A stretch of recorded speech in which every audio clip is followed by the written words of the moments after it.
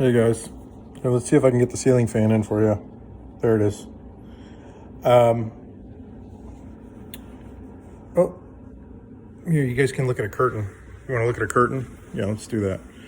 Um, so, Southern Paladin had made a video about the 60s called Sex, Drugs, and Rock and Roll, and he didn't really discuss sex, drugs, he discussed rock and roll a little bit. How did we get on the subject of the 60s? We got on the subject of the 60s because Backwoods brought up something about the baby boomers. So I was talking about bad fathers, and then he was like, yeah, the baby boomers kind of ushered in like the bad father era. And I agreed with that statement. And then one of my points when I was agreeing with that statement was that the 60s fucked him up, was that the 60s was a big part of that influence. And so,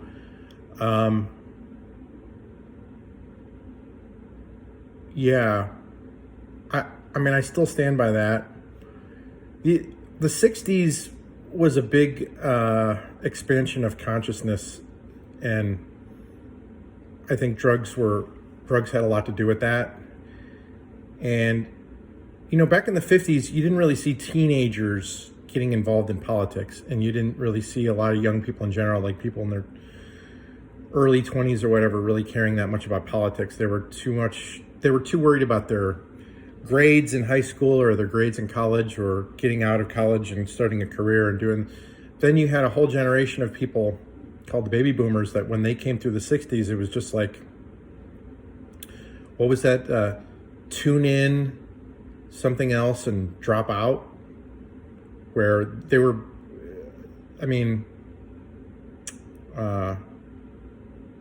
tune in and drop out. There was three things: tune in, something else, and drop out. But whatever. The Haight-Ashbury, San Francisco, just be a bum. Just choose to be a bum. Right? That's kind of what it was. And so, what was a hippie back in the 60s? What were they? A lot of them were people who chose to be vagrants, homeless. And I'm not talking about people with mental problems. I'm talking about kids. I'm talking about kids who are just like, you know what? I think I'm going to hitchhike across the country, which is fine if you want to do that. But don't cause a bunch of trouble along the way. Don't think that people owe you a living. Don't think that people owe you a handout. Don't think that people owe you a ride and all this other stuff,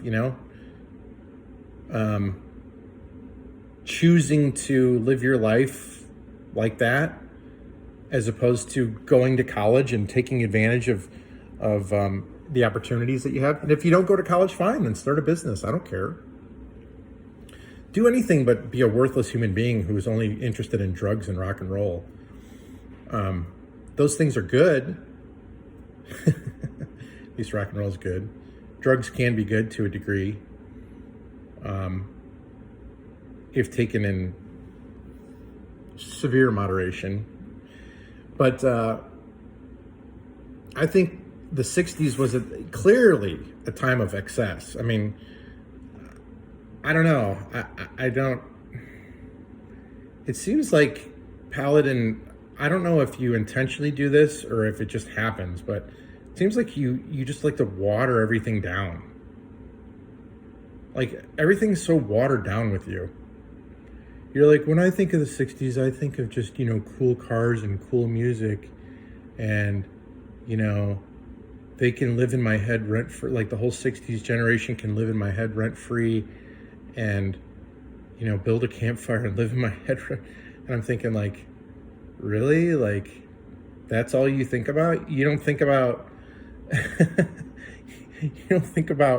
like, yeah, okay, so you said you think about Woodstock. So, and you think about the Vietnam War. Like, did you ever watch the documentary on Woodstock? Did you ever watch that? If you didn't, I strongly encourage you to. Watch it. Strongly encourage it. It shows a lot of the ugly side of Woodstock. I think you kind of romanticize a lot of the shit in your mind, and you like believe what you see in the movies or whatever. But if you watch a true documentary that documented some of the nasty shit that happened, I mean, people, when they left Woodstock, they left the biggest mess ever left on a plot of land, apart from like a bombing in World War II. They left the worst mess anybody could. I mean, just like human feces everywhere, beer bottles everywhere, cigarette butts everywhere, Coke cans, plastic, paper plates, just garbage. Hundreds of tons of garbage everywhere. People were freaking out on drugs, having horrible trips on drugs. There were points where, because they didn't know how many people were going to show up to Woodstock, there were situations where they like ran out of water, they ran out of food. People, like there was like a crowd of 400,000 people, and people would come there with a friend, and then they get separated from their friend, and then they wouldn't find their friend for like 3 days or 2 days or however long it was. And they're like walking around, I can't find my best friend. But you ask the average person about Woodstock, and they're like, oh yeah, it was a cool music festival, man. No, it was a disorganized mess, and that's because a bunch of hippies were there, and a bunch of hippies were running it. It was a mess, it was a total mess.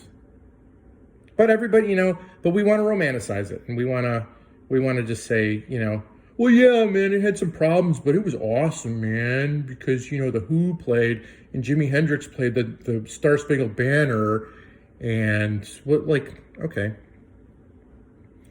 Don't turn a blind eye to the mess that was the 60s.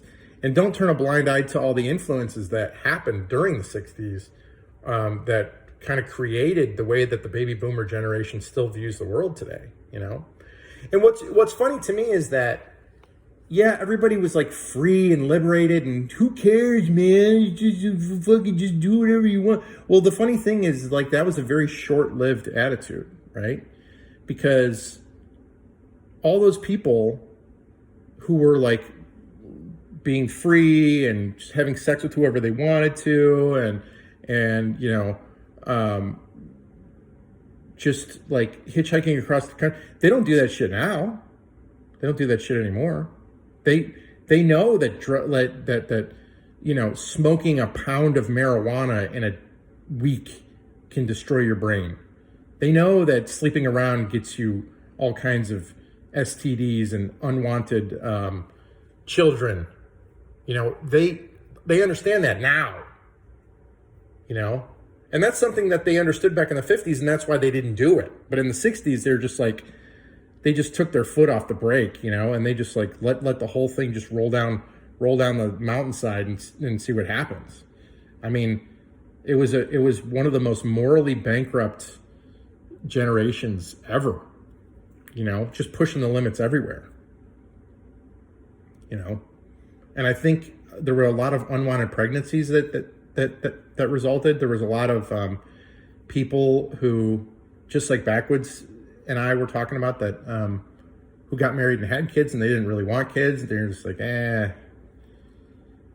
I'll just be uninvolved and drink a beer and watch TV while my kid gets in trouble and gets bad grades and does whatever. And I'm not trying to paint a broad picture and say everybody was like that. I'm saying that kind of behavior increased dramatically after the 60s, and I think there's a reason for that.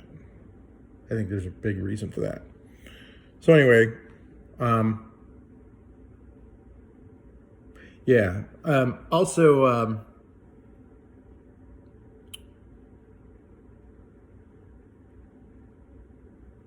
Escaped Mental Mike made a video about it too. I just want to respond to that as well. Yeah, he was talking about just how separated the country is, and how Democrats, were, the party of slavery and the party of, the party of the white man, like the Southern white man and all. I totally agree with all that. I totally agree with all that. And how the 60s kind of changed that, like when LBJ came in. And I thought he brought up a really good point, was that once the Civil Rights Act was passed, what was it, 1964, 1965, one of those years. After that's when the minority vote switched from Republican to Democrat. And it hasn't switched back since. And now it's just like Democrat establishment, and there's lies on both sides, and but I'm pretty much done with Democrats and Republicans. That's why I'm registered as a libertarian. I typically don't vote for Democrats though, but anytime I see a libertarian on the ticket, I will vote for him. But if I don't, I usually vote Republican, or I choose not to vote.